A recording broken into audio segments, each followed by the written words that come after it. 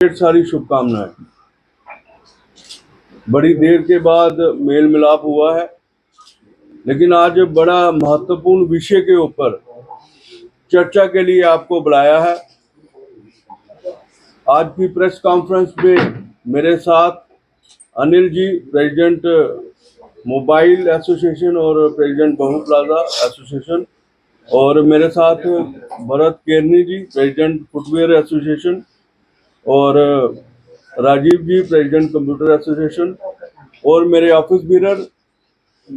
आप सबका, आपके माध्यम से आप सबका स्वागत करता हूं।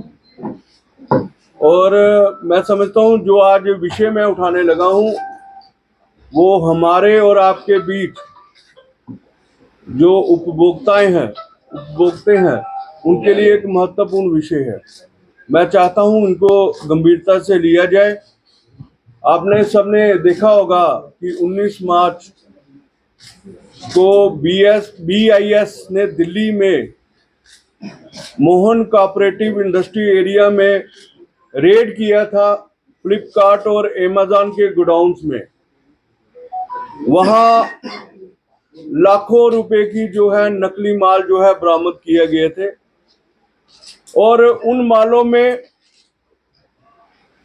कईयों पे ISI मार्क नहीं था, और जिन पे ISI मार्क लगा हुआ था वो नकली थे। मैं चाहूंगा कि अपने IT हेड को कि वो यहाँ की जो मीडिया वो पेशकश करें, एक वीडियो पेशकश करें। उत्तर प्रदेश, हरियाणा, तमिलनाडु और तेलंगाना में अमेज़न और इंस्टाकार्ट के गोदामों पर छापे और उन्हें वहां पर 4000 से ज्यादा नकली वस्तुएं, नकली सामान मिला। इन सभी सामानों पर नकली ISI मार्क लगा हुआ था ताकि लोग ये पहचान ही ना सके कि ये असली है या नहीं। का दूसरा सामान मिला है जो नकली था। इन गोदामों से जितने बड़े पैमाने पर नकली सामान मिला, ये सब साफ है कि जो बड़ी बड़ी ऑनलाइन कंपनियां हैं, चाहे अमेज़न है या और मल्टीनेशनल कंपनियां हैं, वो क्वालिटी के नाम पर जो है हमारे ग्राहकों को जो है ठगते हैं और हल्की क्वालिटी का सामान जो है बेचते हैं। जितने भी ऑनलाइन वाले हैं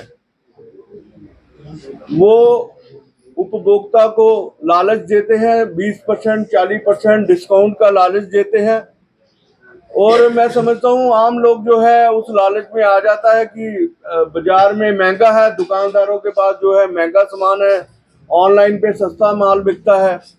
लेकिन ये ऑनलाइन की तस्वीर आपके सामने मैंने पेश की है, इसमें साफ जाहिर है कि ये जो ऑनलाइन कंपनियां हैं और ये हमारे और आप जैसे लोगों को कम क्वालिटी का सामान बेच रही है, या इसको हम ये भी कह सकते हैं कि वो नकली सामान जो है बेच रही है। ये तो ऑनलाइन समझता हूँ, ऑनलाइन का ये हाल है। अगर मैं ऑफलाइन की बात करूं, जैसे हमारे जम्मू में बड़े बड़े विदेशी कंपनियों के स्टोर खुले हैं और जहाँ बड़े बड़े मल्टीनेशनल कंपनियों के स्टोर खुले हैं और लाखों लोग वहां से सामान खरीदते हैं, चाहे खाद्य, मैं उसमें बात करूं खाद्य सामग्री की बात करूं, चाहे मैं फुटवेयर की बात करूं, चाहे मैं इलेक्ट्रॉनिक आइटम की बात करूं। मैं समझता हूं ये चीजें जो है बड़े बड़े स्टोर में भी बिकती हैं, ऑनलाइन भी बिकती हैं, और दुकानदार भी जो है इस चीजों को बेचते हैं। अगर मैं दुकानदारों की बात करूं तो दुकानदार जो है, आप देखो, एक पॉश एरिया में दुकान लेता है, उसको सजावट करता है, एम्प्लॉयमेंट जनरेट करता है, और उसके बाद जो है सामान जो है दुकान अपनी दुकान पे रखता है, और उसके बाद आप देखो कितने डिपार्टमेंट जो है दुकानदारों के ऊपर चेकिंग करते हैं। एक GST डिपार्टमेंट है, FSSAI डिपार्टमेंट है, ISI डिपार्टमेंट है, BIS डिपार्टमेंट है, लीगल मेट्रोलॉजी डिपार्टमेंट है। ये सब डिपार्टमेंट जो है मैं समझता हूं रूटीन में दुकानदारों के ऊपर चेकिंग करते हैं, चेकिंग होनी भी चाहिए, लेकिन आज तक आपने ये नहीं सुना होगा कि कोई भी दुकानदार जो है गलत क्वालिटी का सामान बेचता है या नकली सामान बेचता है। आज तक जो है लोगों को ये कंप्लेंट कभी नहीं मिली कि हमारे दुकानदार भाई जो है वो इस तरह का सामान बेचते हैं।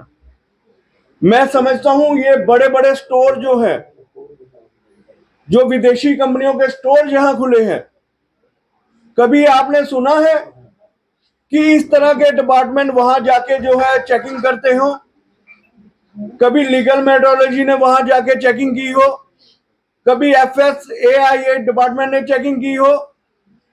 मैं समझता हूं जब ये बड़े बड़े डिपार्टमेंट के वहां जाके चेकिंग नहीं करते, मुझे समझ नहीं आती वो डिपार्टमेंट वहां बिकी बिल्ली क्यों बन जाता है।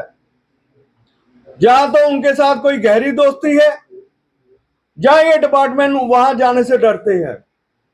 मुझे समझ आता है दोस्ती तो रखनी चाहिए, लेकिन दोस्ती के नाम पे आप लोगों को जहर खिलवाएंगे, वो हम जो है मंजूर नहीं करेंगे।